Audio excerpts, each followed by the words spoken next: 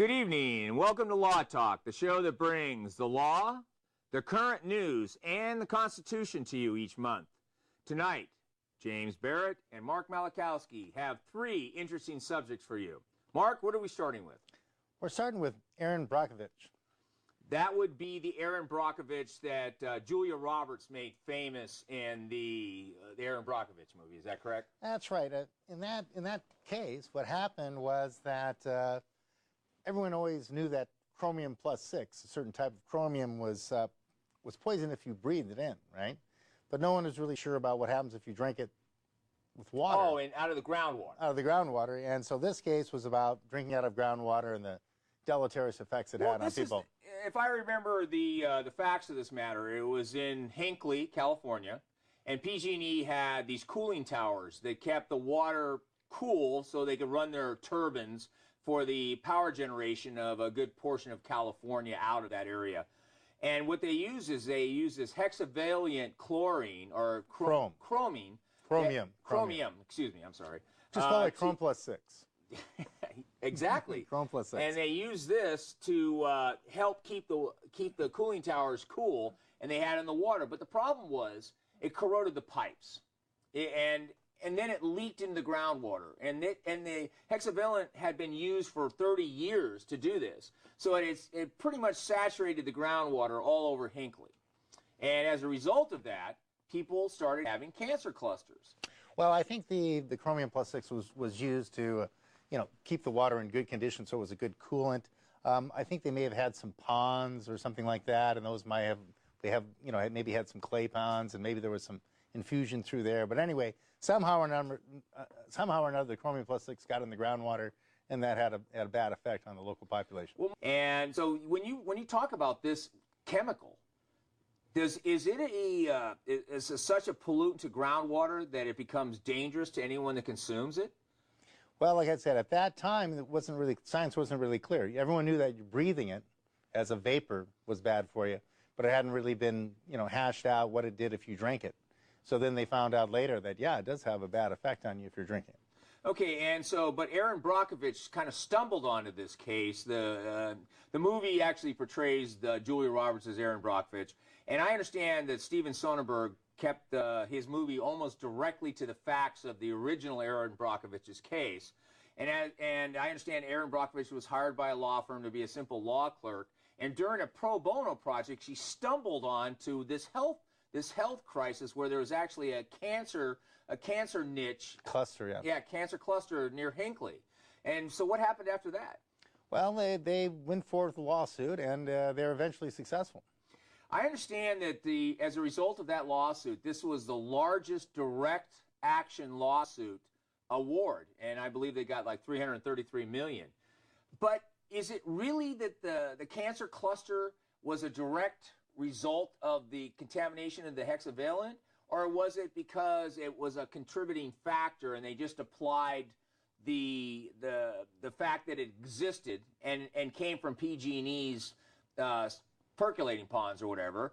And was that where they got it, or was it actually what caused the cancer cluster? Well, it's always interesting with cancer because it doesn't have a sign on it saying, this is what caused me. So what you kind of do is you look at statistical variances in the community, and what else they were doing, and then they came up with some, significant determinations that this hexavalent chrome, was likely the cause, more likely than not. Well, I understand what was one of the main factors that PG&E was facing was the fact that they actually tried to hide the fact that the hexavalent was in the ground, and they actually gave out flyers saying it's good for you, it's a mineral, and all of this. So, and they tried to get everyone to sign off releases in advance without any consulting any attorneys. So actually, is it possible that just because of PG&E's acts and the fact that there was cancer that looked to be related to this chemical, that the award was so large? Well, you have a jury, and the jury always responds to, the evidence and a certain emotional content too. So yeah, if it looked like, somebody knew about it and they persisted, that would make the jury a lot more sympathetic to the plaintiff. Yeah. So so is it possible though that because PG&E tried to be deceptive throughout their interaction with the members of the community that were in the cancer cluster, that you think that was part of the reason that that award was so large? Well, that would be used by the plaintiff to kind of paint them in a real negative light. Okay, well, the reason why we bring up Erin Brockovich tonight is a different reason. And we bring this up because she actually has a television show that's called, I believe, Final Justice. And as a result of that show, she investigates a lot of environmental issues and a lot of public outcry issues. So why are we really talking about Erin Brockovich tonight? Well, the joke was that, back in the 17th century, 18th century, people used beer because you couldn't drink the water, and it was safer to drink beer or wine than it was the water. So maybe this was a environmental thing. But Erin apparently was accused of imbibing alcoholic beverages and either piloting a boat or docking a boat or undocking a boat or something like that. Isn't this the matter where a game warden actually saw her slapping her husband?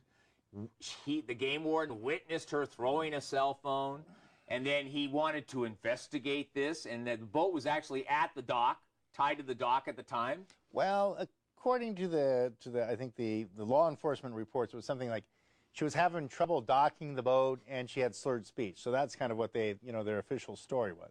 Well, how did they determine she had slurred speech? Did they actually try to confront her because she was having problems docking the boat? Yeah, I think a game warden went up and talked to her. Was she sitting by the dock of the bay? Yeah, she was sitting by the dock of Lake Mary. I think it was Lake. I think what lake? It wasn't Lake Havasu, was it? It was Lake. Crater Lake. No. It was Lake Mead. Lake Mead. Lake Mead. Okay, so this is not Julia Roberts who got in trouble. It's a real Erin Brockovich and Erin Brockovich. And so yeah, it was Lake Mead, Nevada, and accused of operating a boat while intoxicated at Lake Mead. Okay. Notice signs she was intoxicated, including slurred speech, while she struggled to dock her boat. And then she was above the .08. Oh, well, wait, I mean, .08. I understand that's the legal limit for driving, but how does that affect you on a boat? Well, but they have drunk boating as well. They've got drunk driving. Drunk boating? Yeah, you can be drunk boating, yeah. Okay, now, drunk boating, do you have to be driving the boat, or do you have to just be in the boat? Well, it's a funny thing, because even with a vehicle, a motor vehicle on the land, even with a car or a motorcycle, you don't necessarily have to be driving to get a drunk driving. I understand that even if you're in the car and the keys are not ignition, but they're in your pocket, you can get a drunk driving. Yeah, I think it's, in California, I'm not sure about other states, but if it's in the passenger compartment, the prosecutor's going to